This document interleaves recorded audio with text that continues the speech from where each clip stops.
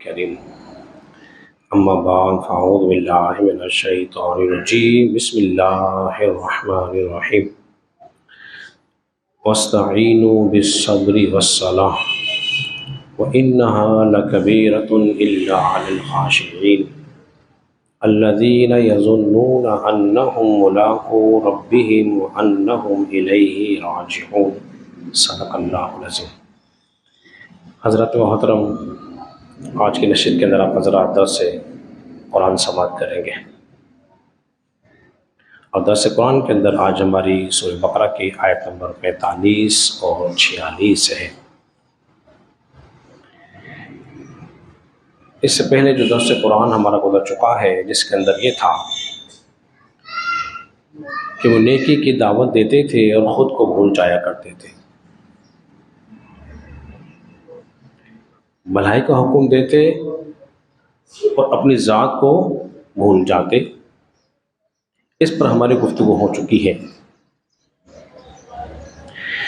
اب بنی اسرائیل کو ایک حکم دیا جا رہا ہے کہ تم نے 3 کام کرنے ہیں، صبر کرنا ہے، نماز ادا کرنی ہے، اور اپنی نفس کی پیروی سے خود کو روکنا ہے۔ فرمایا جا رہا ہے وَاسْتَعِينُوا بِالصَّبْرِ وَالصَّلَاةِ، اور صبر نماز سے مدد حاصل کرو، کیونکہ صبر اور نماز کے ذریعے تم مدد حاصل کرو یا مدد مانگو۔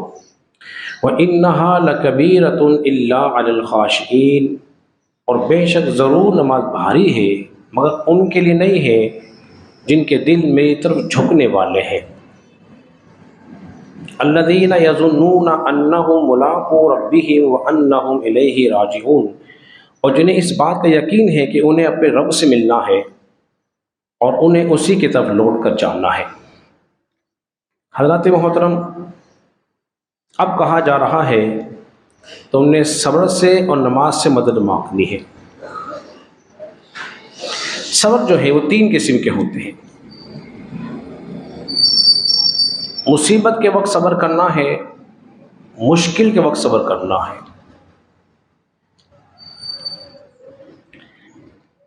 جیسا کہ حدیث میں آتا ہے، حضرت عبداللہ ابن عباس رضی اللہ عنہ سے مروی ہے، فرماتے کہ سفر میں تھے وہ،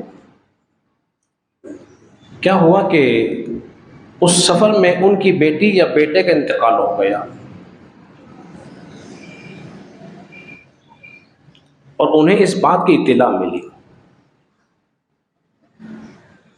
کسی کی بیٹی کا انتقال یا بیٹے کا انتقال ہو جائے سفر میں اور اس کو اطلاع ملے، تو آپ کو معلوم ہے ہمارے معاشرے میں کیا ہوتا ہے، رونا، پیٹنا، چیخنا، چلانا، بے صبری کرنا،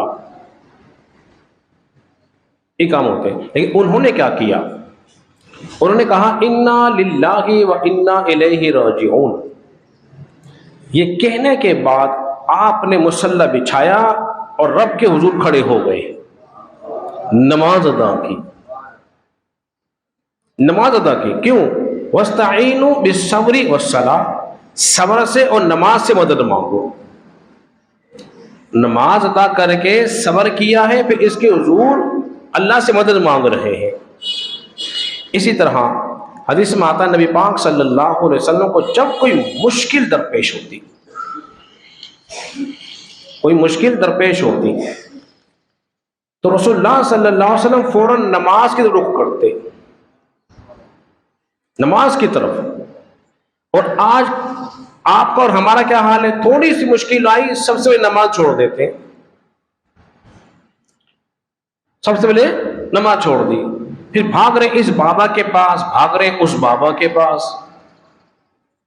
نماز چھوڑ دی، اب لگے باباؤں کے چکر میں۔ سب سے پہلے ذہن یہ ہوتا ہے کہ یار کسی نے جادو تو نہیں کروا دیا ہے جی، بندش تو نہیں ہو گئی ہے، یہ وہم آتا ہے۔ میں اکثر کہتا ہوں کہ اتنے لوگ میرے پاس استخارے کے لیے آتے ہیں، تعویذات کے لیے بھی آتے ہیں، کہ جانیے مسجد بیٹھا ہوں، قرآن موجود میرے سامنے، کبھی کوئی اس کام سے لیا ہے کہ فلاں کا گھر بند کر دو، فلاں کا کاروبار بند کر دو، فلاں پہ جادو کر دو۔ جو آتا ہے بیچارہ اپنی مشکل کے لیے آتا ہے، کوئی استخارہ نکلوا لیا، کوئی تعویذ لے لیا، کوئی پریشانی ہے، یہ پڑھنے کے لیے بتا دیا یہ کرو، کیونکہ میں تعویذ کم دیتا ہوں، عمل زیادہ بتاتا ہوں، میری فطرت ہے۔ تو مشکل آئے گی تو کیا کریں گے؟ وہی کام کریں گے جو رسول اللہ نے کیا تھا، نماز ادا کریں گے، رب کے حضور جھکیں گے۔ جو رب کے حضور جھکتا ہے اللہ اس کو بلندی عطا فرماتا ہے۔ جھکنا تو سیکھو بھائی، جب جھکیں گے تو اللہ بلندی عطا فرمائے گا۔ اور پھر اس کے بعد دوسری حدیث میں آتا ہے، حضرت حذیفہ بن یمان رضی اللہ عنہ سے روایت ہے کہ رسول اللہ صلی اللہ علیہ وسلم کو مشکل آتی، نماز پڑھتے، اور حضرت علی فرماتے ہیں، اب مشکل وقت کیسا تھا؟ فرماتے ہیں جب جنگ بدر ہوئی نا، 1000 کا لشکر تھا، مسلمان 313، مسلمان 313، 1000 کا لشکر، مسلمانوں کے پاس جنگی سامان بھی نہ تھا، چند گھوڑے، چند زرائیں، چند تلواریں، اتنا بڑا لشکر جو اس حال میں آیا تھا کہ مسلمانوں کو صفحہ ہستی سے مٹا دیں گے۔ حضرت علی فرماتے ہیں میں نے کیا دیکھا، جنگ بدر کی رات صبح ہو کر جنگ ہونی تھی، جانیں قربان کرنی تھی، تمام صحابہ سو رہے تھے اور رسول اللہ صلی اللہ علیہ وسلم کھڑے ہو کے نماز ادا کر رہے تھے، قرآن کی تلاوت ہو رہی تھی، قرآن کی تلاوت، رو رہے ہیں، دعائیں کر رہے ہیں، رب کے حضور مدد مانگ رہے ہیں۔ تو اب ایسی مشکل بھی آ جائے گی تو شور شرابہ نہیں، چیخو پکار نہیں، اپنے رب سے باتیں کریں گے، اپنا دل کا حال کس کو سنائیں گے؟ رب کے آگے سنائیں گے، وہ سب سے بڑا کارساز ہے، وہ ساری مشکلات کو دور فرمانے والا ہے۔ اسی طرح حضرت ابو ہریرہ رضی اللہ عنہ بیان کرتے ہیں، کہتے ہیں کہ نبی پاک صلی اللہ علیہ وسلم میرے پاس سے گزرے اور مجھے پریشانی میں مبتلا دیکھا، پوچھا ابو ہریرہ کیا بات ہے، کیا مسئلہ ہے؟ عرض کی آقا میرے پیٹ میں بڑی تکلیف ہے، درد ہے، تکلیف ہو رہی ہے۔ تو حضور نے انہیں یہ نہیں کہا کہ تم صبر کرو، نہ انہیں وہ نسخہ بتایا چلو میں تمہیں دوائی لے کر دیتا ہوں تم یہ کھاؤ تکلیف دور ہو جائے گی، لیکن اس سے بڑا نسخہ بتایا۔ پوچھا ابو ہریرہ کیا مسئلہ ہے؟ عرض کیا رسول اللہ پیٹ میں تکلیف ہے۔ آپ نے فرمایا اٹھ کھڑے ہو جاؤ، نماز ادا کرو کیونکہ نماز میں شفا ہے۔ کیا فرمایا؟ نماز میں شفا ہے، نماز ادا کرو۔ تو ایسی پیاری چیز ہی نماز کہ جسے رسول اللہ صلی اللہ علیہ وسلم فرماتے ہیں نماز میری آنکھوں کی ٹھنڈک ہے۔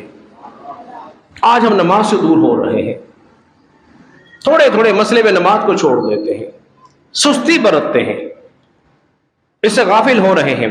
فرمایا وَإِنَّهَا لَكَبِيرَةٌ إِلَّا عَلَى الْخَاشِعِينَ، بے شک نماز بھاری ضرور ہے مگر ان کے لیے نہیں ہے جن کے دل میں تک جھکتے ہیں۔ تو نماز میں خشوع و خضوع کے ساتھ، بھرپور توجہ کے ساتھ، تمام لوگوں سے اپنے تعلق کو کاٹ کر رب سے تعلق کو مضبوط کرنا ہے۔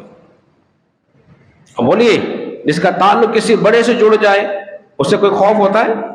بولیے اگر کوئی کہے میرا تعلق منسٹر سے ہے، ایس ایچ او سے ہے، فلاں سے ہے، تو وہ تو اپنا سینے کو چوڑا کر کے گھومتا ہے کہ نہیں سر؟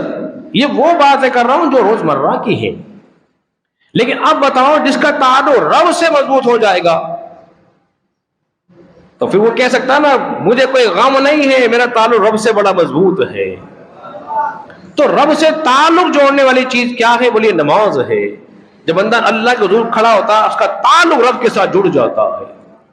لیکن مزہ تب ہے کہ دل بھی حاضر ہو، دل بھی حاضر ہو، بالکل خشوع کے ساتھ، خضوع کے ساتھ، عاجزی کے ساتھ، انکسار کے ساتھ وہ اس کو نماز کو ادا کرے۔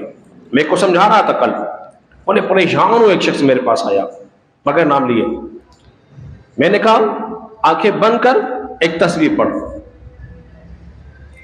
اور توجہ رکھ، میں رسول اللہ کے دربار میں بیٹھا ہوا ہوں، میں نے جھولی پھیلائی ہوئی ہے اور کہہ رہا ہوں انا اعطیناک الکوثر، بس کہہ جا اور اپنا آپ کو تصور کر میں خانہ کعبہ کے سامنے موجود ہوں، اور ہاتھ ہلائے ہوئے کہہ رہا ہوں اے اللہ اگر تو نے میری نہ سنی پھر کون سنے گا؟ کس کے آگے جاؤں؟ کس کے آگے ہاتھ پھیلاؤں؟ کس سے مانگوں؟ اس لیے کہ تو میرا خالق بھی تو، میرا مالک بھی تو ہے۔